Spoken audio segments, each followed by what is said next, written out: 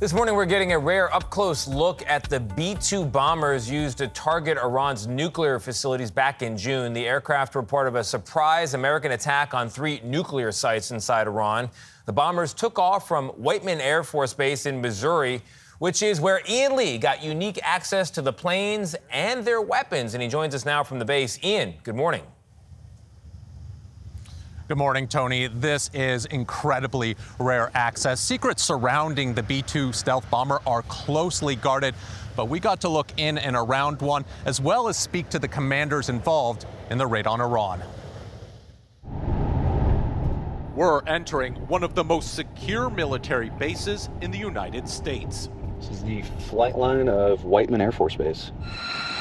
It's home to the B-2 Spirit, America's most advanced active bomber, and the plane used in the strike on Iran last June. I think in terms of my lifetime as an airman, this will be one of the most consequential raids that we've executed.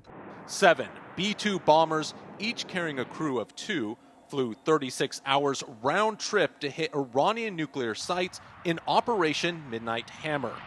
So the B-2 is very advanced. Colonel Josh Whittela oversaw the mission. He commands the 509th Bomb Wing at Whiteman Air Force Base in Missouri. We try to adjust our sleep cycles prior to the mission, and then on the mission you trade off as a team. The B-2 was over enemy territory for less than a half hour. What was going through your mind as your crews were flying? Huge amount of emotion. We were all cheering over in the squadron building when we knew they were safe. This is one of the bombers that flew the mission, the Spirit of California. From the outside, the B-2 looks high-tech, but when you crawl into the cockpit, it resembles a plane built 30 years ago. With its knobs, buttons, and dials, it even has a microwave, toilet, and cup holders. The attack on Iran involved multiple 30,000-pound GBU-57s. This is the first time we're getting a close look at the massive ordnance penetrator.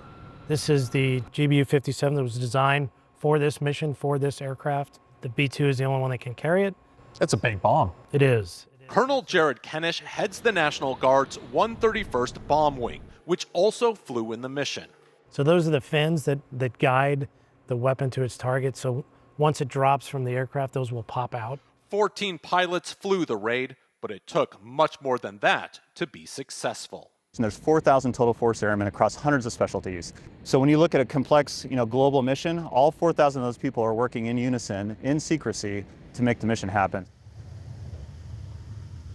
The B-2 is the present, but eventually Whiteman is going to be home to the next generation stealth bomber. The B-21 is currently being tested, and when I asked what's the difference between the two planes, I was told the B-2 is like a car phone from the 80s, if you can remember one of those, and the B-21 is like the latest iPhone. Nate? Whoa, that really puts it in perspective. Ian, thank you.